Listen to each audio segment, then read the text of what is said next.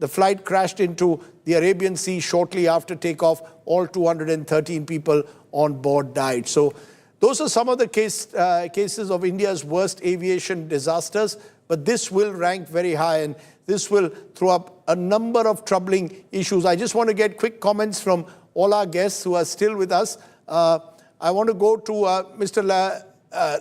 Lazarus. You want to tell us, you've been on, Sanjay Lazar, you actually lost family members in that tragic air crash off Kanishka, so this must bring back horrific memories. Do you believe that India's aviation sector, though, what would you tell people? How will they restore confidence, in a sense, in passengers? Tomorrow is another day, presumably. Yes, Rajdeep, I lost my entire family in the Kanishka bombing. The 40th anniversary is around us in 2 weeks' time. But coming to this tragic accident today, it's a very sad day, like I told you earlier on your show when I was on. Two experienced pilots, a aircraft with a perfect flying record going down like this, and 240 plus passengers, losing 240 plus passengers and crew is a dark day for Indian aviation. And, it's not about getting confidence is the second story. The first thing is, recovering today, the dead identification. That process is going to be a very painful and hurtful process for both Air India, the passengers, the families of the passengers, and their next of kin. It's traumatic. Next stage, of course, is, getting people back in the air and flying. Right. And I do believe Air India has had a very decent safety record without any, mishaps on the wide body. The 787 itself, there are over 1,200 of them in the skies. They've got over, 5 million flights and over 30 million flying hours. So I do believe it's a very safe aircraft. I do think with the safety record, people will come back to flying eventually. But today is a day for, it's a day of sadness, and, it's a day of reflection. It's a day of sadness. It's a day of reflection. It's a day to grieve with the families above all else. I want to thank all my guests who've been joining me. I'll try and come back to you. We're going to carry on with several more angles to this story, including talking to families who have suffered an unimaginable loss. There are those at London who at this time would have been waiting for their relatives to land in Gatwick. Instead, what happens is this horrific air tragedy just minutes after, even just a minute after takeoff. And of course, don't forget the MBBS students on the ground and their families also who've suffered an unimaginable tragedy. One moment you're having lunch in your hostel, the next moment, guess what? A plane, burning plane, crashes on your hostel roof. But there are two images that I want to play as we go into our next break, because one is of a former chief minister who tragically has passed away. Our thoughts and condolences to his family, and of a miracle survivor.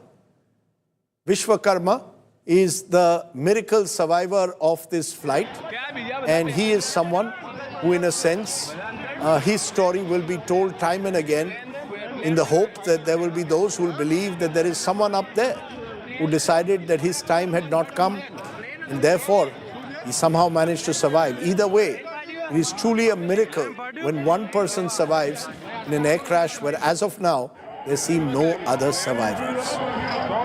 That's our image of the day. Vijay Rupani, former Chief Minister of Gujarat, passing away in that air crash, and Vishwakarma Ramesh, who has survived it. Those are the two images I want to leave you with.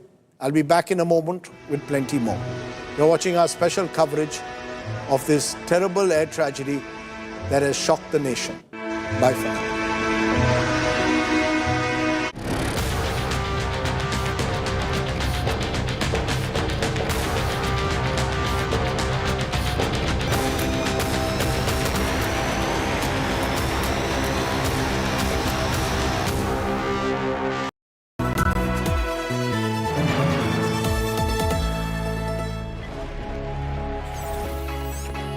Long night? You have no idea. I got you.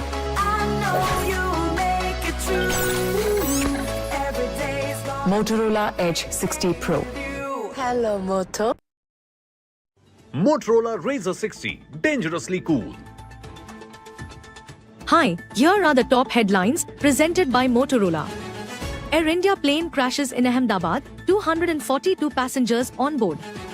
High Court grants interim bail to all 4 accused in Bengaluru stampede. Delhi High Court rejects bail plea of Shabbir Ahmed Shah.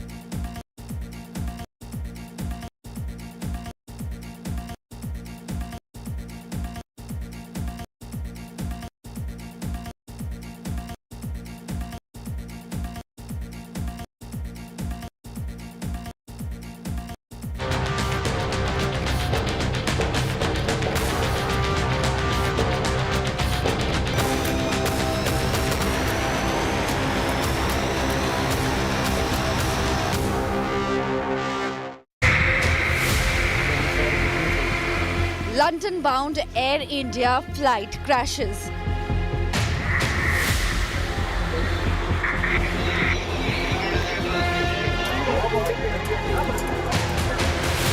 Over 200 dead.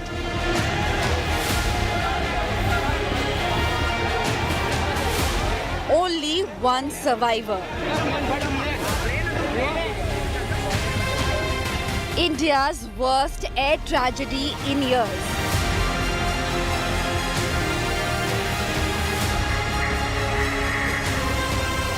air tragedy tears apart families.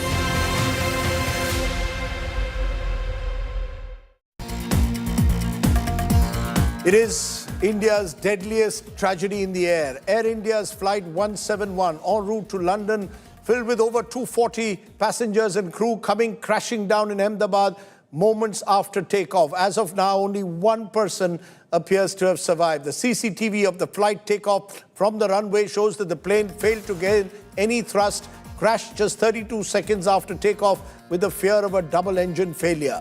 Over 240 people are feared dead, including the former Gujarat Chief Minister Vijay Rupani. Last visuals of the BJP leader show him boarding the flight at the airport.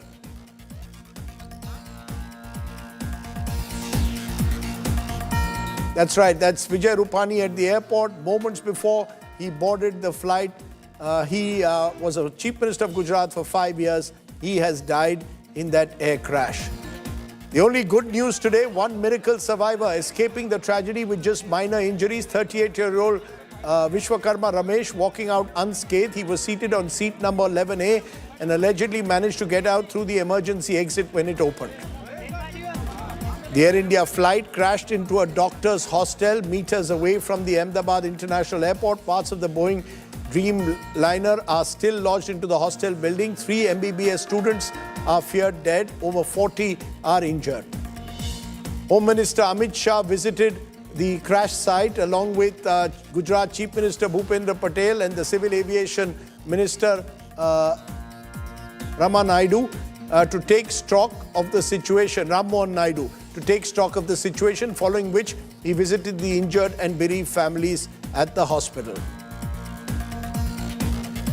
That's right. Just to keep you up to speed with what's happened, a deadly tragedy in Indian skies, unimaginable. Air India's London-bound flight from Ahmedabad took off at 1:38 p.m. this afternoon, but just 30 seconds later, the aircraft crashed near the Ahmedabad airport, blowing up into a complete snowball of fire. There were 242 people on board, including Indian, British, Portuguese passengers and cabin crew. Take a look at what happened on this dire day. It began as a flight like any other. Air India Flight 171 took off at 1:38 p.m. from Ahmedabad Airport's runway number 23 as it set course for its destination of London Gatwick Airport. In less than 30 seconds, that takeoff turned into tragedy as the Boeing 787 Dreamliner crashed and erupted into a ball of flame.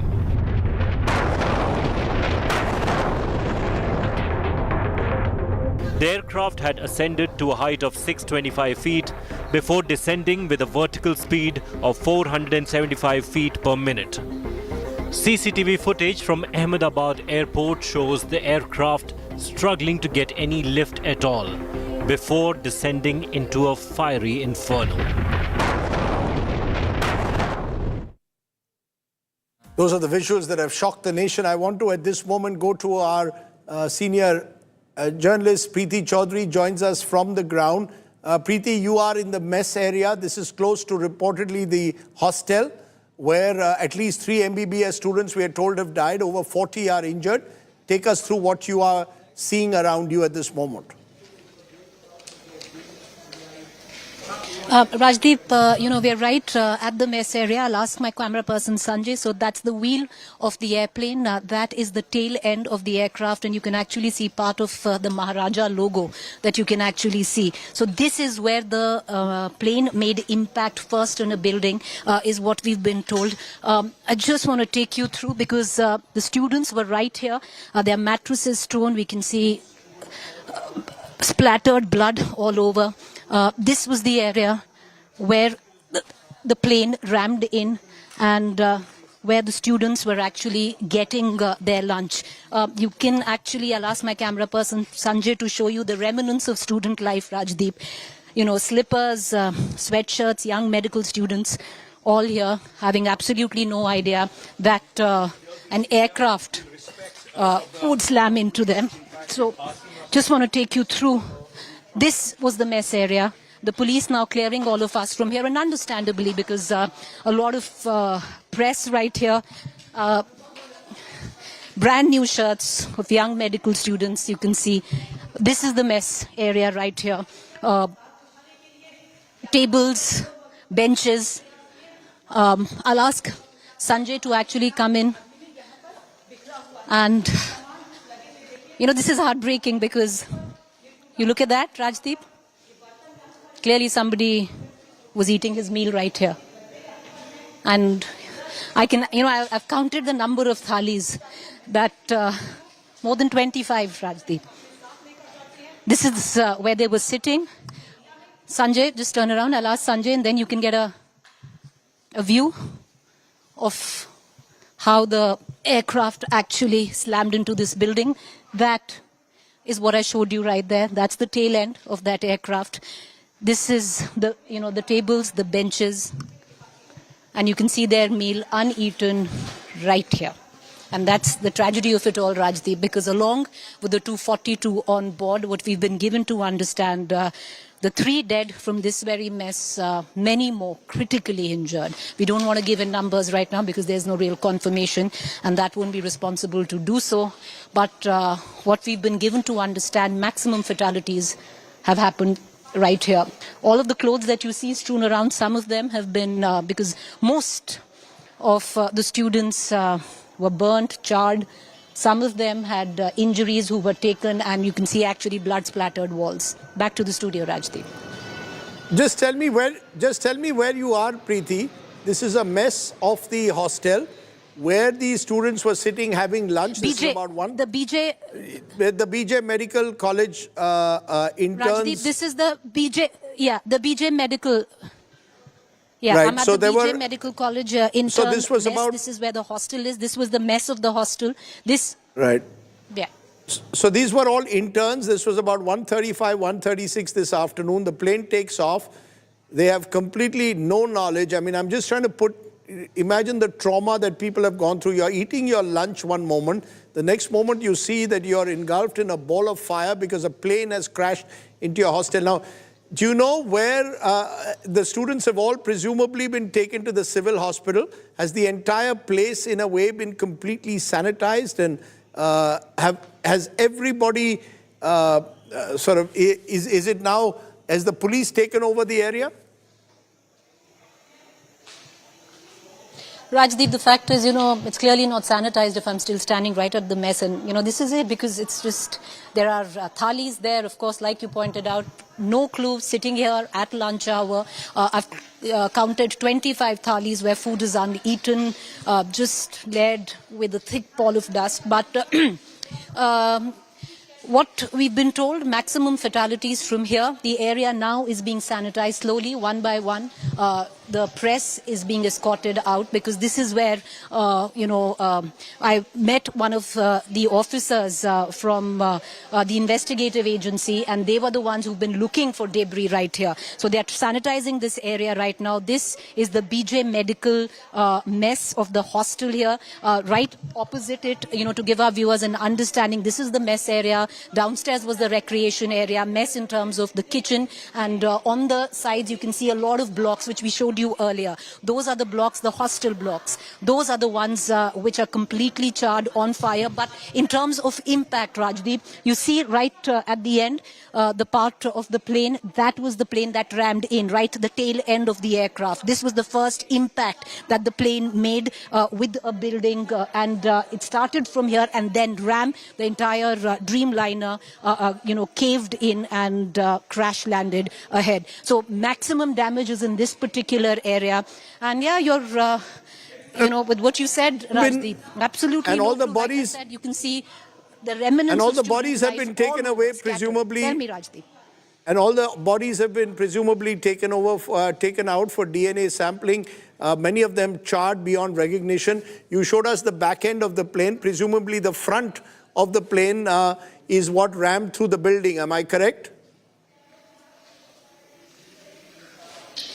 No, the back end, it was the tail, or at least with what, I can see on ground, it was the tail end which hit the building and then the plane crashed. So the impact happened with the tail end of the Dreamliner, Rajdeep, which we just showed you, and then the impact, then the entire plane crashed, where right ahead where the other blocks of the hostel were. So the mess was the area, the first line of impact. This was the place, and you can see the tail end right there. And then the tail hit the mess area, the first building, and then the entire plane, of course, crashed right ahead. Right. So it's a Dreamliner. It's a big plane, and the impact is as massive. But, I'm going to take you through. I'm going to just now leave the building. We've been requested multiple times. But, that's, like I said earlier, that's a brand new shirt. Toiletries, everything scattered.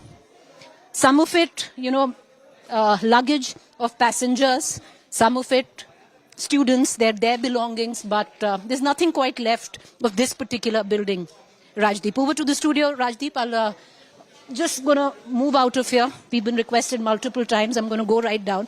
And then we'll go across to where the students' hostels were.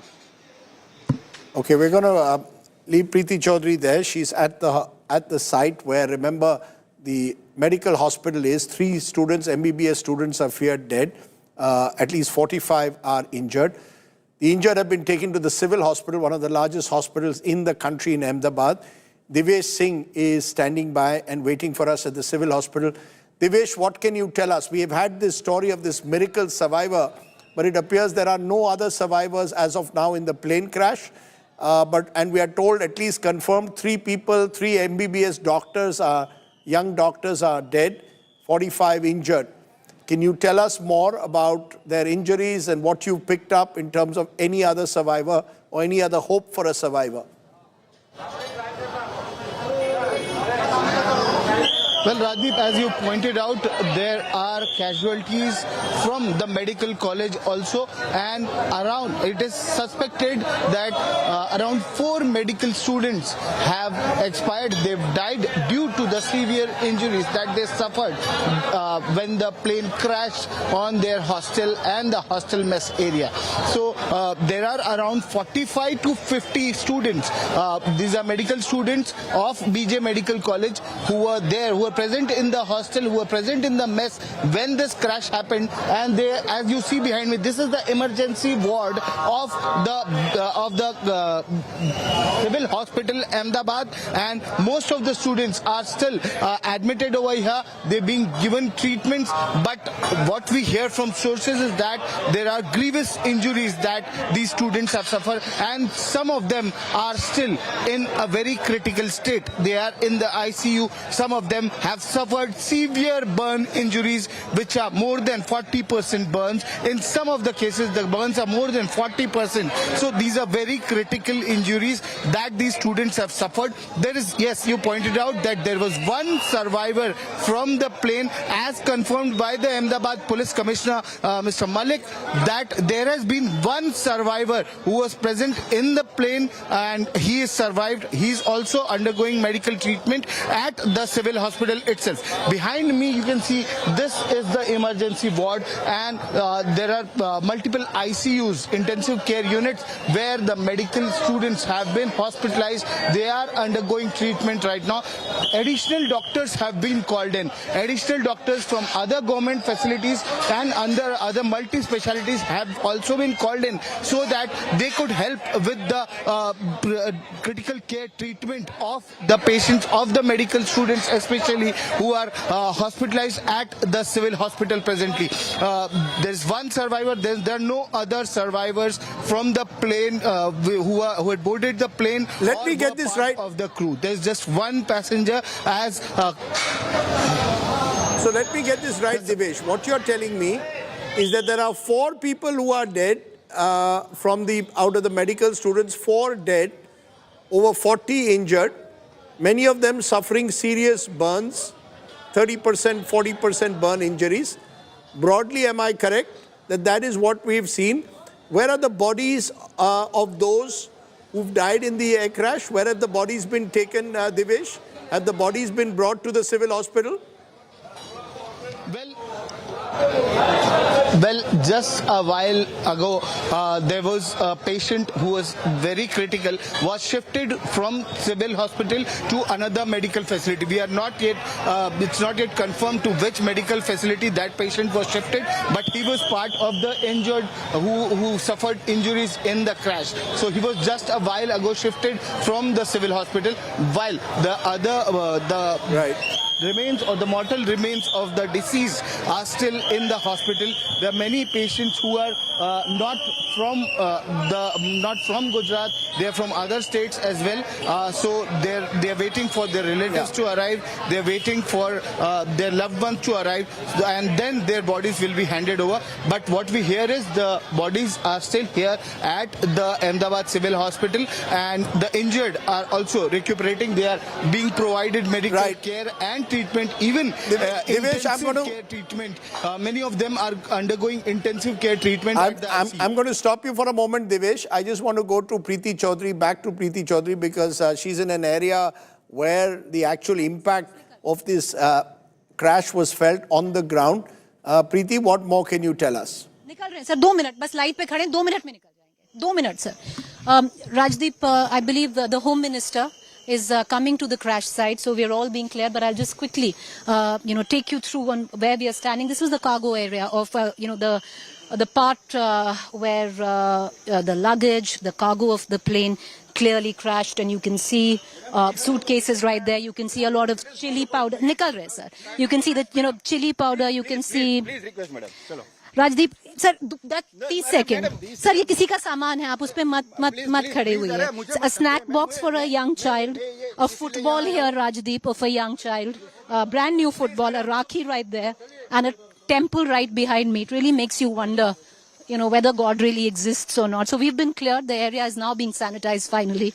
Good that it is being sanitized. The press now being kept at bay. But, that's, Rajdeep, the lives of 242 passengers strewn all across at the Mijay Medical Hostel right here. And that's what it is. What we've been given to understand right now is the Home Minister would be coming into the crash site right now. He was at the hospital where my colleague Brajesh is, and he'd be here any moment now. Okay, we'll leave you there. Obviously, security now becoming paramount with the Home Minister also on the ground there in Ahmedabad. I want to tell you there's another story. Apparently, a Mrs. Chauhan was to board the flight, landed 10 minutes too late, and therefore could not board the flight. Now think about it. There's been one miracle survivor, and there's been this case of a woman, Mrs. Chauhan, who couldn't board the flight because she landed late. She perhaps got caught in a traffic jam, but ended up not being able to take the flight. Think about it. Now, let's come back to that story. Remember, over 200 lives lost in that Air India flight AI 782 crash near Ahmedabad. Many of them are British nationals, and we'll be going to London too to find out more in a moment. This is, as we said, one of the deadliest aviation disasters in recent memory, certainly the worst in India for Air India since, in terms of air crash, since 1985 Kanishka, and before that the 78 crash wherein a plane crashed in the Arabian Sea near Mumbai. The story of the lone survivor, though, is a story that perhaps gives a faint glimmer of hope in these very, very dark times. More on this in this report.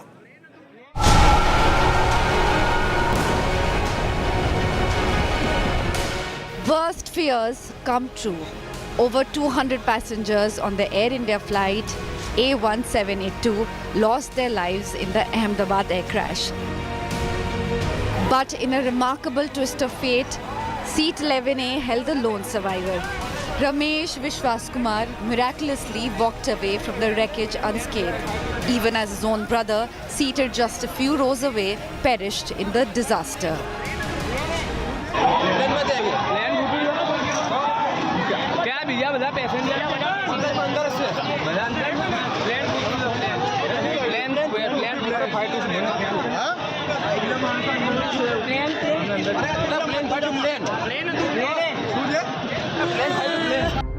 Tragically, former Gujarat Chief Minister Vijay Rupani, seated on 2D, in business class lost his life in the crash. हमारे लिए तो हमारे नेता पूर्व मुख्यमंत्री श्री विजय भाई रूपाणी भी इसी फ्लाइट में अपने परिवार को मिलने के लिए जा रहे थे, वो भी इस हादसा का शिकार हुए हैं।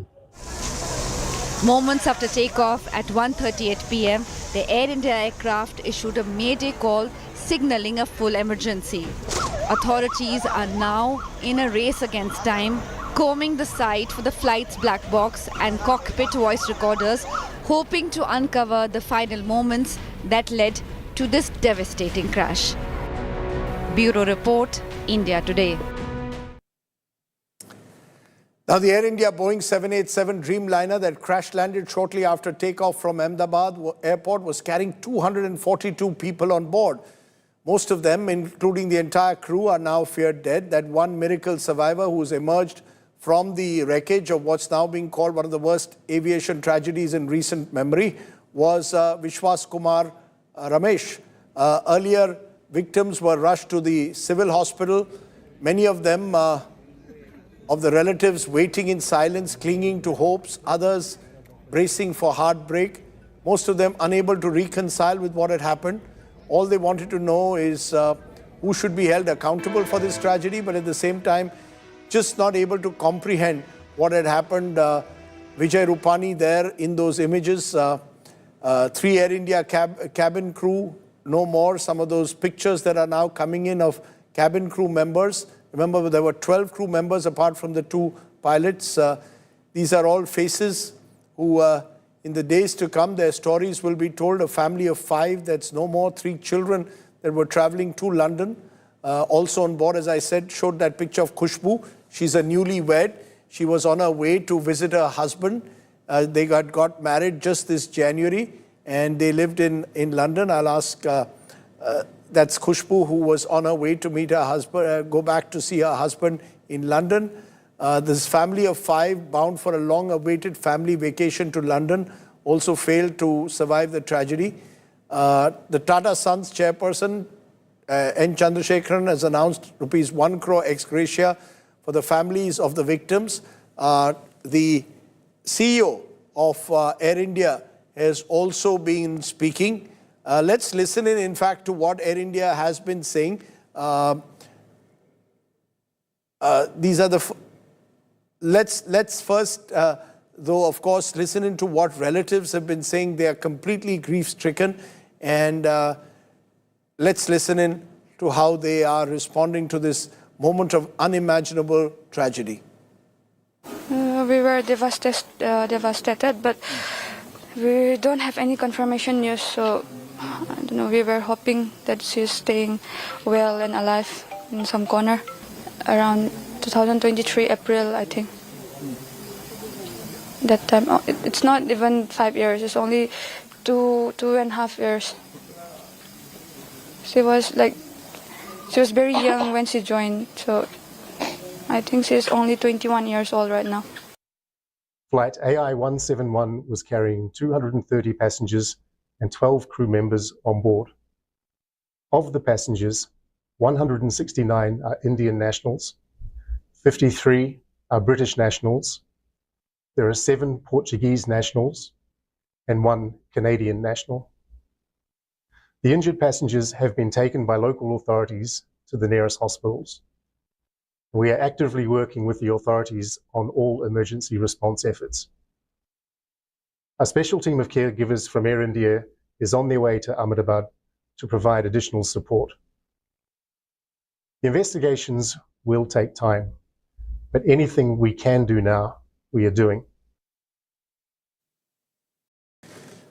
Let's also listen in to Home Minister Amit Shah and the Civil Aviation Minister, Mr. Ram Mohan Naidu. दोपहर को एयर इंडिया की फ्लाइट संख्या AI 171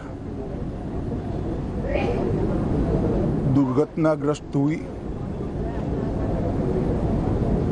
और कई पैसेंजर इसके अंदर हताहत होने की संभावनाएं हैं।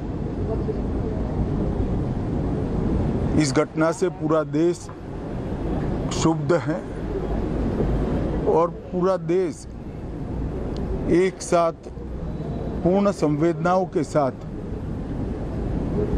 ये जो दुर्भाग्यपूर्ण हादसे में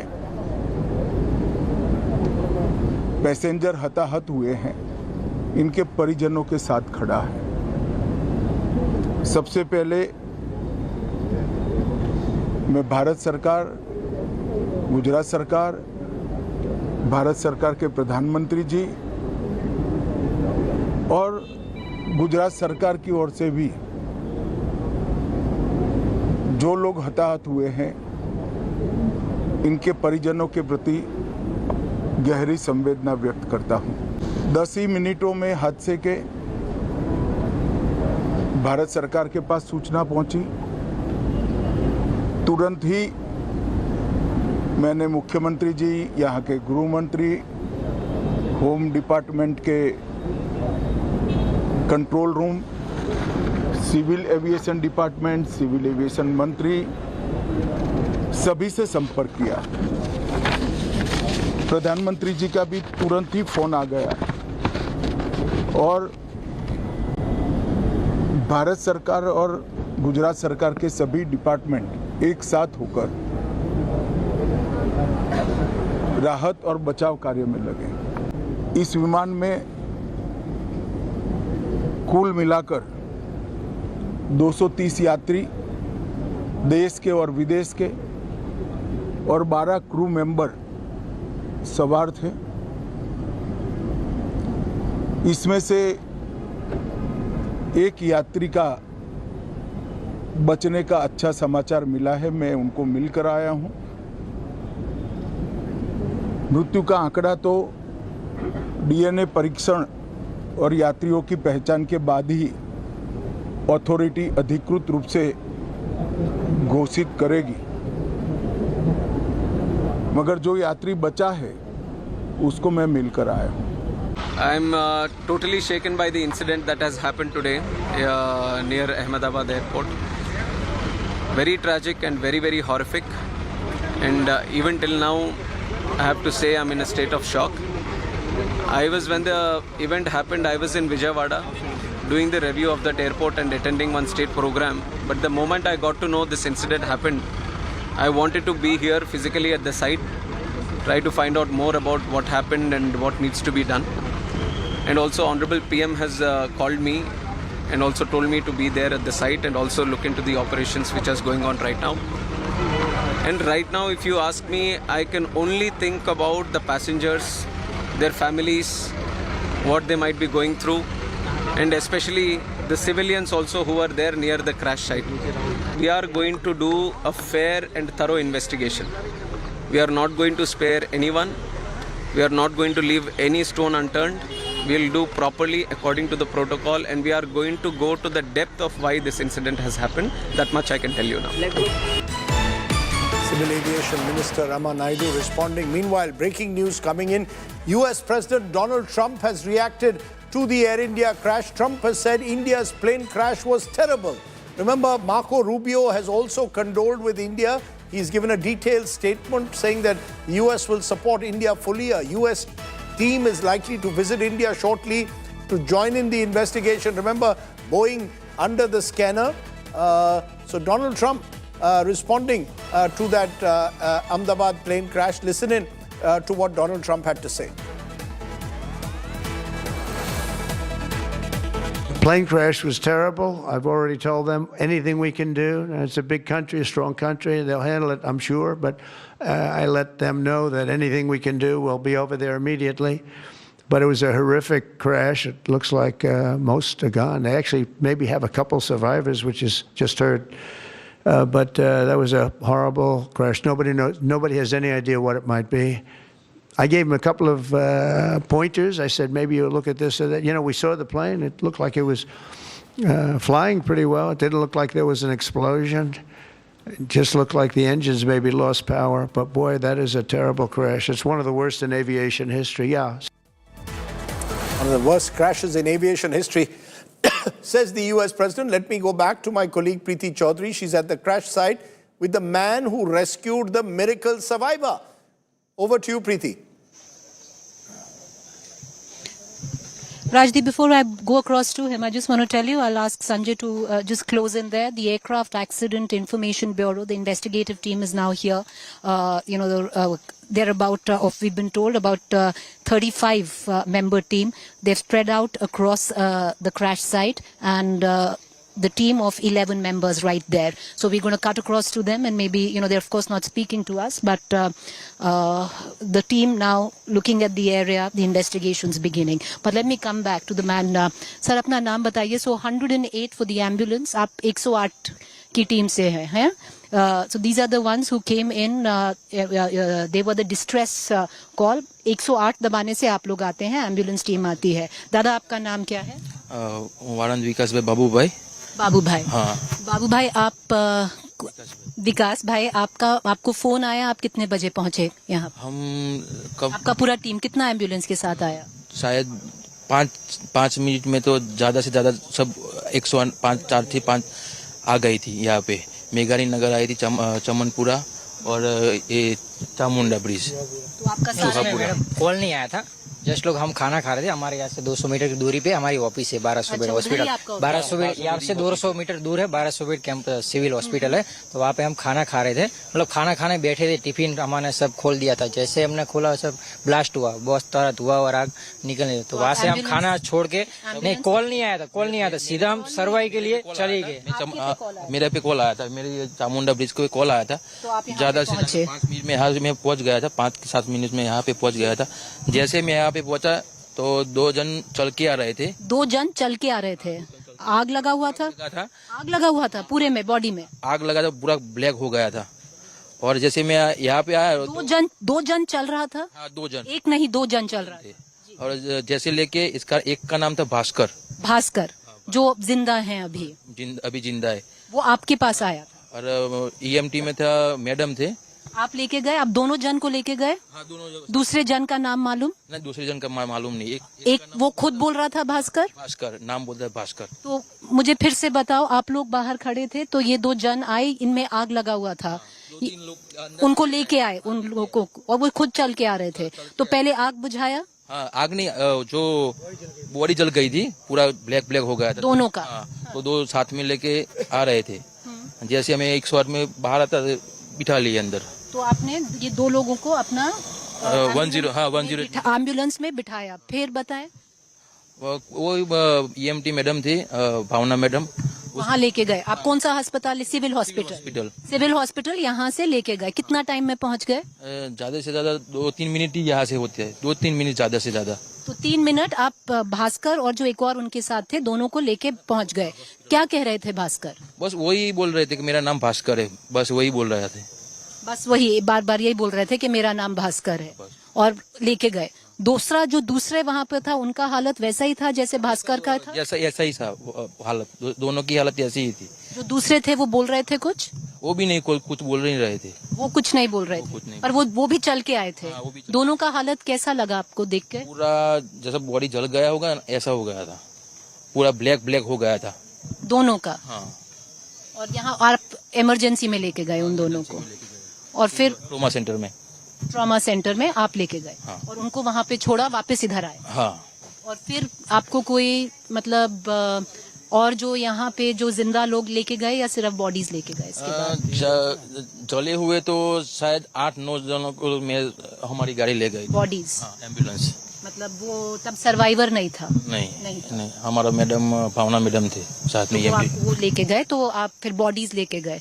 जो मेस में से जो बच्चे थे यहाँ पर, जो स्टूडेंट्स थे, बच्चे आप में से कोई लेके गया? 2 बच्चे लिए थे यहाँ से. इसी मेस से आप 2 बच्चे लेके गए? हाँ. और एक लेडीज को लिया था, करीबन 35-40 साल का हो गया. इसी मेस से आप यहाँ से लेके गए. आप कहाँ पे? आप भी एक फर्स्ट विक्टिम हूँ. एयरक्राफ्ट थोड़ा सा चला जाए. आपका नाम? मेरा नाम मुकेश है. मतलब मेरे वहाँ पे जैसे ब्लास्ट हुआ वैसे हम निकल गए. यहाँ पे आए तो कोई नहीं था. एक हमारे साथ कहाँ आप यहाँ पर आए सबसे? जो आगे वाला गेट है ना, अतुल्य, हाँ ICMR के सामने, समझ में आ गया। वहाँ पे आए तो एक बंदा दौड़ के आ रहा था और बोल रहा था मेरा नाम श्याम है। उसने पूरा आइडेंटिफाइड दिया उसका, और श्याम था, वो अतुल्य में से आया था, 4 नंबर में से। अच्छा, वो स्टूडेंट है, वो प्लेन में नहीं था? प्लेन में नहीं था। तो भास्कर प्लेन से निकला था? शायद पता नहीं है, क्योंकि 2-3 लोग लेके आए थे बाहर, उसको लेके आए थे वहाँ से। ये लोग रेस्क्यू टीम आई ना तब आए थे, उससे पहले हम आए थे। तो आप उसके नहीं, उसके हम आए तब फायर के कुछ नहीं था, सिर्फ हमारी मेडिकल टीम थी। वो भी हमें मैसेज नहीं आया था, हम सब देख के आए। देख के जैसे हमने तो आप स्टूडेंट्स को लेके गए? हाँ, वो एक पेशेंट आया हमारे पास, उसने बोला मेरा नाम श्याम है, और जो आज सब जले हुए थे, वो बोला मैंने किसी तरह अपना रेस्क्यू खुद कर लिया और सीढ़ी से मैं पाके आ गया। वो हॉस्टल में था, वो मेस में नहीं था? मेस में नहीं था, हॉस्टल में था। और दूसरा पेशेंट था, GISF का गार्ड था, और GISF सिक्योरिटी गार्ड यहाँ पे तैनात है, वो गार्ड था, वो वॉचमैन के वहाँ पे ड्यूटी कर रहा था। तो उसका सिर और सब ये बहुत जला हुआ था। वो खुद वो भी बाहर आ गया चल के, वो भी 2 आ गए। तो हमने वो फर्स्ट 2 पेशेंट को शिफ्ट किया सिविल हॉस्पिटल ट्रॉमा सेंटर में। रेस्क्यू टीम आने से पहले, फायर की टीम तक नहीं आई थी। सिविल में हमने पेशेंट जैसे शिफ्ट किए, वहाँ पे सिविल में हमने जाके बताया, किसी को अंदाजा नहीं था, किसी को कुछ पता नहीं था कि आग लगी है नहीं लगी। हमने विदिन 2 मिनट में वापस गए, तो वहाँ पे CMO सर को सब बताया, वो वहाँ के स्टाफ डिपार्टमेंट, तो उन्होंने सब देखा, फिर स्टाफ भेजा और बहुत बढ़िया काम किया। फायर टीम बुलाई, सब रेस्क्यू। फिर तब से आप यहीं पर हैं? तब से सुबह 2 बजे से 1:45 आसपास टाइम था। उसके बाद से हम यहाँ पे और कंटिन्यू हम उसके बाद से तो रेस्क्यू टीम जैसे जैसे पेशेंट बाहर भेजती थी वैसे हम बाहर भेज रहे हैं। आपका नाम सर? धर्मेश पटेल। आप कब से हैं धर्मेश जी यहाँ पर? 1:30 बजे से। 1:30 बजे से हैं इधर ही? आप जब आए आपने क्या देखा, कितने लोगों को रेस्क्यू किया? मैंने मैडम 3-4 जिंदा बंदी को ले गया। और जो लेके गए वो स्टूडेंट थे? हॉस्टल से लेके गए या मेस से? बाहर से जैसे वो लाए थे हम। कैसे लेके गए आप उनको? लेते स्टूडेंट्स थे सारे? नहीं, स्टूडेंट नहीं, यहाँ से ले गए, स्टूडेंट ही शायद। और कितना लोग लेके गए यहाँ से? लगभग 3-4 आदमी जिंदा लेके गए और 6 बॉडीज भी लेके गए। सुबह से दोपहर से ही आप यहाँ पर लगे हुए हैं। आपका नाम सर? प्रवीण भाई। कहाँ से, कौन सा? आप भी यहाँ पे 108 से आए? 108 एम्बुलेंस से। अभी 1:45 से? अभी 2 बजे से इधर खड़े थे। कितना रेस्क्यू किया आपने? अपने 4 किया। 4 लोग जिंदा? जिंदा 1 किया और 3 बॉडीज, 3 डेड बॉडी। आप लोग से तो बात हो गया है।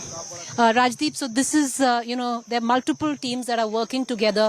Now I would think it's about close to 9 hours. And it's a mammoth task, to say the least. And they've been at it. And, we did speak to one of them who pulled out, at least till now, what we know, the lone survivor of this air crash. Back to the studio. One of the fortunes, of course, is that the civil hospital is located not too far away from the airport. It's one of the biggest civil hospitals in the country. And the rescue efforts have been quite remarkable in terms of people getting involved, trying to make sure that the maximum number of people's lives, particularly those young students, MBBS students, 4 of whom we're told have died, their lives can be survived. It was almost impossible to survive for anyone in the air to survive, barring that one remarkable story that's coming in. Just to once again recount India's worst aviation disasters. 2025, Ahmedabad Air India plane crashing after taking off. In that, the casualties feared are now likely to be over 240. Prior to this, Kozhikode Air India Express flight skidded off the runway. 21 people died. This was in very poor rain. This was in monsoonic conditions there. 2010, Mangaluru Air Express flight overshot the runway. This is a table runway in Mangaluru, and 158 people had died at the time. Again, there was a fear of poor weather. 2000, Patna Airlines air flight crashed while landing. 60 people died.